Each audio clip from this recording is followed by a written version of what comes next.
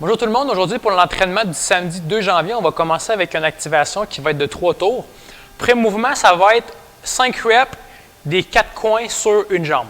Donc, on imagine qu'on a une jambe qui va être stable au sol, puis en fait, qui va être dans un carré. Donc, l'objectif avec l'autre jambe, ça va être d'aller toucher les 4 coins. Fait qu'on va aller le plus loin possible, tranquillement. Donc, ça compte pour une rep. Donc, dès que tu as touché tes 4 points, ça compte pour une rep. Puis, tu as 5 reps à faire de chaque jambe. Après ça, deuxième mouvement, ça va être 10 pompes atomiques. Avec les pompes atomiques, on va partir au sol. On lève le tronc, on ramène les jambes. Et ainsi de suite. Après ça, troisième mouvement, ça va être 5 reps de walkout. Fait qu'on va partir, c'est une genre de chenille, mais c'est juste les bras qui vont bouger. Donc, on va aller descendre les mains au sol. Puis ça, on marche le plus loin possible. On ramène les mains, puis on remonte. Donc, tout ça compte pour une rep. Après ça, quatrième mouvement, ça va être 15 secondes où est-ce qu'on va faire la planche avec les mains et les pieds le plus large possible. Donc, on va aller se placer, on se met super large, puis on tient la position pendant 15 secondes. Donc, attention de ne pas être trop large pour pas que les mains glissent puis qu'on tombe pleine face au sol. Donc, ça, c'est pour votre activation. Après ça, pour la partie du pré-WOD, on va faire quelque chose qui s'appelle le squat therapy. Donc, pour faire ça, en gros, le squat, ça va être que vous allez vous placer face à un mur. Puis là, l'objectif ici, ça va être que vous ayez vos bras dans les airs. Donc là, si tu as ton mur, ça va faire en sorte que si tu t'inclines trop, bien là, tes mains ils vont toucher le mur. Fait que tu ne veux pas que tes mains ils touchent le mur. Okay? La seule chose, c'est que essaie quand même de rester au centre. Okay? Fait que c'est pas parce que tu es face à un mur qu'il faut que tout ton poids soit sur les talons puis peut-être tes orteils qui lèvent. Okay? Parce que c'est pas un squat qui va se transférer bien au air squat, au clean, au front squat puis au back squat. Okay? Fait que assure-toi que ton pied soit quand même vraiment stable.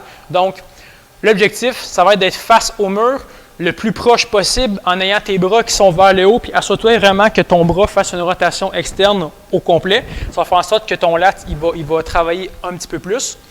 Puis, assure-toi en fait que ton mouvement soit lent et contrôlé d'en bas jusqu'en haut. Okay? Donc, tu vas arrêter ton mouvement si tu sens que tu perds ton balancé. Fait que si tu sens que tu pars trop par en arrière, tu stoppes là. Si tes bras ils touchent le mur, tu stoppes là. Puis si tu as un mouvement dans ta colonne, bien là, tu stoppes là. Okay? Donc, en gros, ça va ressembler à ça. Donc, on va se placer proche du mur. Tu as les mains qui sont en haut. On descend le plus droit possible en contrôle. Tu restes au centre. Puis, tu remontes tranquillement. Okay? Donc, en fait, c'est que tu vas sentir que dans ton dos, ça va se contracter super gros pour que ta colonne reste droite le plus possible. Okay? Donc, c'est en ayant les bras qui sont en haut qu'il y a probablement du monde que ça va faire en sorte que ben là, les bras ils vont descendre un petit peu plus. Fait que l'objectif, ça va être de garder les bras en haut le plus possible.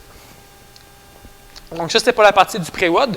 Maintenant, pour le workout, ça va être un team WOD qui va être un AMRAP de 25 minutes.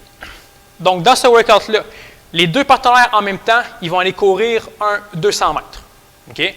Si on n'a pas de place pour courir, on va remplacer le 200 mètres de course par 60 sauts de plaques.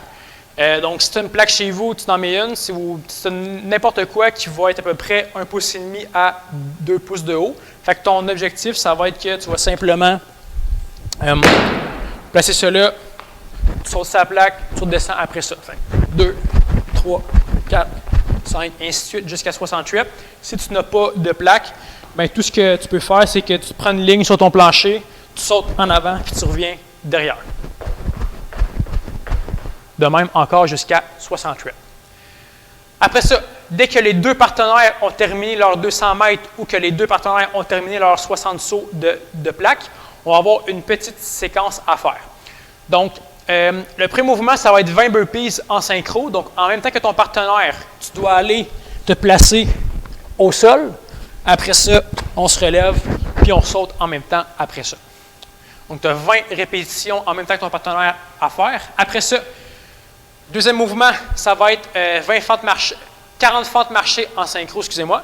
Donc, on va faire, ça peut être live avec ton partenaire ou sinon, si tu le checkes sur sa TV, fait assure-toi juste que vous soyez toujours en même temps. Donc, le genou doit être au sol en même temps. Puis après ça, on se rejoint en haut en même temps. Donc, on a 40 reps à faire qui va faire 20 reps de chaque jambe. Après ça, quand les 40 fentes sont complétées, là, ça va être 60 pompes. Mais là, les pompes, vous allez pouvoir vous les séparer comme que ça va vous tenter. Fait que c'est pas en synchro.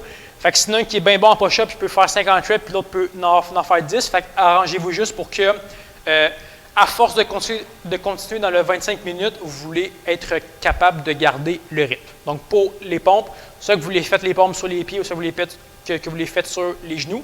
Mais assurez-vous que votre corps soit super tête, fait que tu n'es pas supposé descendre en banane écrasée, puis de remonter tout croche. Fait qu'on descend un beau push-up jusqu'en bas, on remonte un beau push-up jusqu'en haut. Donc, ça, c'est pour l'entraînement. Après ça, pour le finisher, ça va être un 3 tours. Okay? Premier mouvement, ça va être 20 secondes de planche de Copenhagen par côté. Donc, la planche Copenhagen, ça va être qu'on va y placer un coude au sol. On va avoir la jambe du dessus qui va aller se placer sur une surface qui va être plus haute. Après ça, on va aller contracter puis on veut tenir une belle ligne. Donc, pendant 20 secondes, on tient d'un côté. Quand c'est fait après ça, on change de jambe et on tient encore pendant 20 secondes.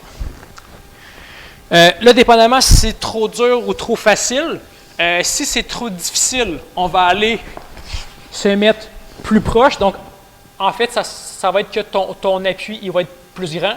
Puis si c'est trop facile, bien là, tu vas te reculer pour aller juste mettre le pied sur le côté de la surface.